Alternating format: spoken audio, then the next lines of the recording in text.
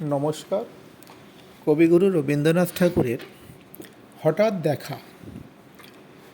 রেলগাড়ির কামরায় হঠাৎ দেখা, ভাবেনি সম্ভব হবে কোনো দিনও। আগে বারবার দেখেছি লাল রঙের শাড়িতে ডালিম ফুলের মতো রাঙা, আজ পরেছে কালো রেশমের কাপড়, আঁচল তুলেছে মাথায়। দোলন চাপার মতো চিকন গৌর মুখখানি ঘিরে মনে হলো কালো রঙের একটা গভীর দূরত্ব ঘনিয়ে নিয়েছে নিজের চারদিকে, যে দূরত্ব সর্ষে ক্ষেতের শেষ সীমানায় শালবনের নীলাঞ্জনে। থমকে গেল আমার সমস্ত মনটা। চেনা লক্ষ্যে দেখলেম অচেনার গাম্ভীর্যে, হঠাৎ খবরের কাগজ ফেলে দিয়ে আমাকে করলে নমস্কার। সমাজবিধির পদ গেল খুলে, আলাপ করলেম শুরু।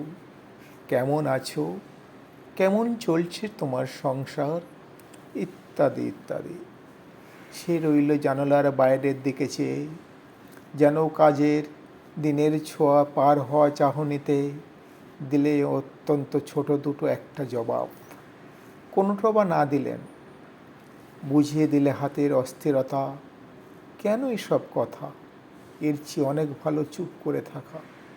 আমি ছিলাম অন্য বেঞ্চিতে ওর সাথীদের সঙ্গে।